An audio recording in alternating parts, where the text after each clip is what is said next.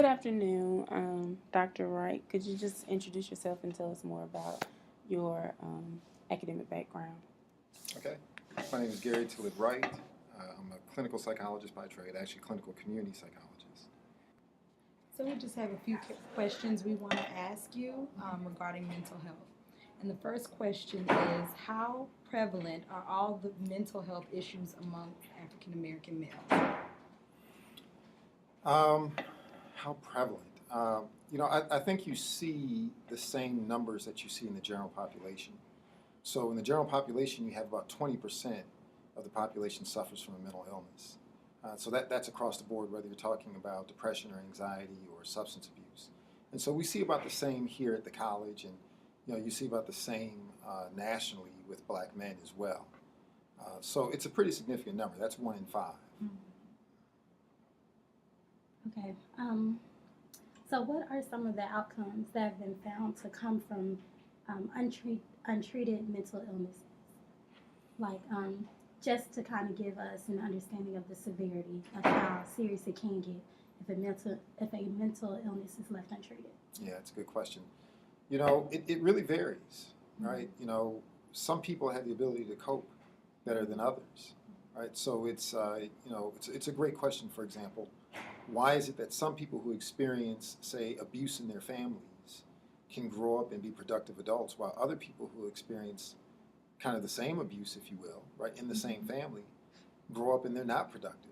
They're in and out of hospitals, they're using drugs, etc.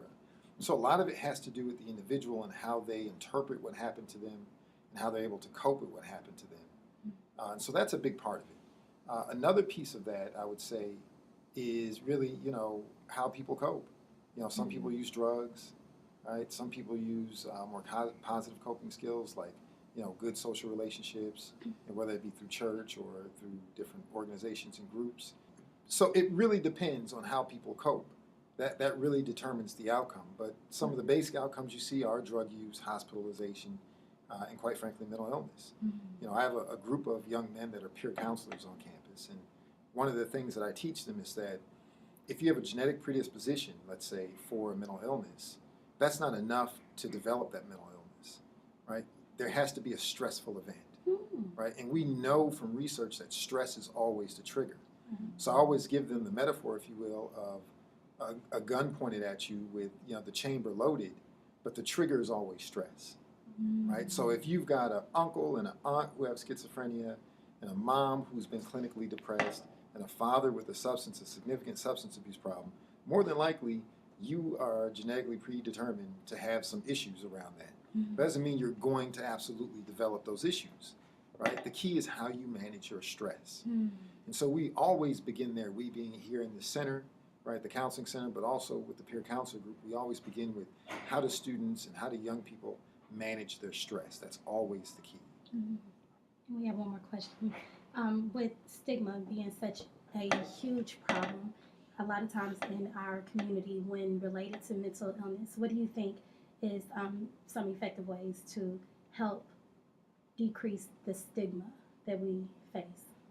Well, I think one, you have to understand where it comes from, right? So a big part of that is historical, right? So when you look at how the system has treated black folks, but black men in particular, right, you have to understand that it makes sense for us to be distrustful, right, of the system, right, of anything that comes, down from on high that says, hey, this is something that the government says is good for you, or there's some data that says this is good for you, right? The other piece of it is I would say cultural, that as black folks in general, we tend to think of mental illness as being more spiritual than mental.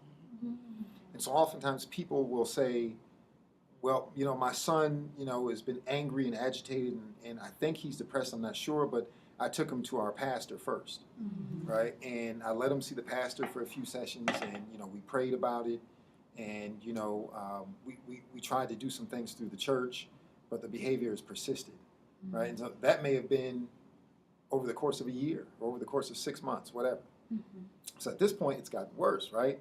And so you might say, as a therapist, as a professional who's seeing this mom and this kid for the first time, you might say, well, what took you so long to get in here? You should have known that praying over this wasn't going to work. Right? You have to be respectful of that kind of cultural heritage and background and understanding. And so that would be two. I would say three, kind of really understanding kind of current day, not past history, but current day events, right? And understanding the role of trauma in the lives of black men. You know, most brothers, you stop on the street, you know, and say, hey, have you ever been stopped and harassed by a cop? They'll say, yeah. And they'll tell you some stories that'll make your blood curdle, right? But they kind of say these things kind of casually.